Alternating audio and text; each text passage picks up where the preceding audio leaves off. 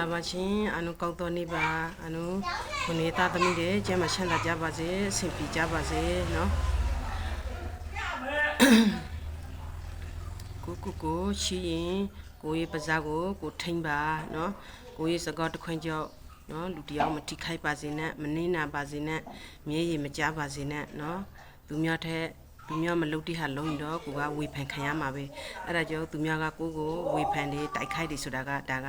ကိုကသူ့အရှိကိုရောက်နေပြီဆိုတာကိုသူကပြတာပါเนาะအဲ့ဒါကြောင့်သူကစောင်းလိုက်မြောက်လိုက်လုံးရင်လေကိုကပြန်မပြောပါနဲ့เนาะဒါကကိုကသူ့ထက်တော်နေတယ်ဆိုတာကိုသူကပြတာเนาะဒါမနှာလူလေးစိတ်เนาะအဲ့ဒါကြောင့်အမြဲတမ်းเนาะတိခံပါလို့เนาะဘာလာတိခံပါเนาะမားကိုပြောတယ်ပေါ့เนาะအယုတ်လှရှင်နေเนาะအယုတ်လှရှင်လို့ရှိရင်เนาะတီလာဆောင်ပါဒီပဇာကြောက်ပဲเนาะအကုန်လုံးကပြဿနာတွေဖြစ်နေကြတာအဲ့ဒါကြောင့်ပဇာကိုထိမ့်ပါလို့เนาะအဲ့ဒါကြောင့်စကောက်တခွန်းဟာတဲ့မပြောတယ်လို့ရှိရင်အဲ့စကောက်တခွန်းကြောင့်လူတယောက်ဘောကပြင်းနိုင်ပါတယ်လို့ဒီစကောက်တခွန်းကြောင့်လူတယောက်သိနိုင်ပါတယ်ဒီစကောက်တခွန်းကြောင့်လူတယောက်အောင်မြင်ပါတယ်လို့เนาะအဲ့ဒါကြောင့်ဘာဖြစ်လို့လူတွေကဘာဖြစ်လို့အဲ့လိုပြဿနာတွေဖြစ်နေလဲဆိုတာဒီပဇာကိုမထိန်လို့ပါလို့เนาะအဲ့ဒါကြောင့်မပြောခင်အရင်စဉ်းစားပြီးမှပြောပါအဲ့ဒါကိုသီလလို့ခေါ်ပါတယ်လို့เนาะကိုကသူများကိုမြဲရည်ကြအောင်လုပ်မယ်เนาะသူများကိုရိုက်မယ်เนาะ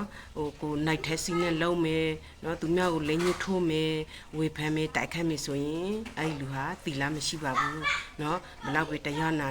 ဘလောက်ပဲလှူ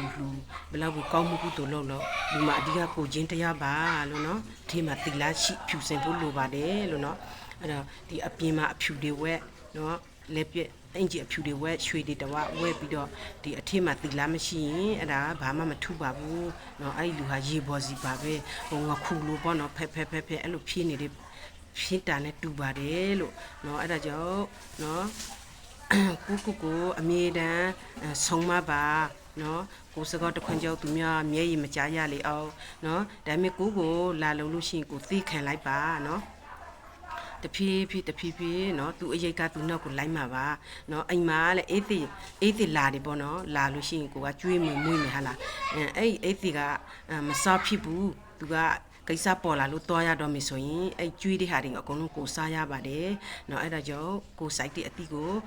ခူရတယ်လို့ပေါ့เนาะသူပြောတဲ့စကားတွေသူလုပ်တဲ့အလုပ်တွေเนาะအကုန်လုံးကသူ့စီကိုပြန်ရောက်ပါတယ်လို့เนาะကိုလက်ညှိုးတချို့ထိုးရင်သူများကိုလက်ညှိုးတစ်ချောင်းထိုးရင်ကိုစီကိုအများကြီးလာပါတယ်လို့เนาะအဲ့ဒါကြောင့်အကုန်လုံးတယောက်မေတ္တာပေးနိုင်ကြပါစေเนาะအကုန်လုံးကိုရှစ်ပါတယ်ကောက်သွားနေပါရှင်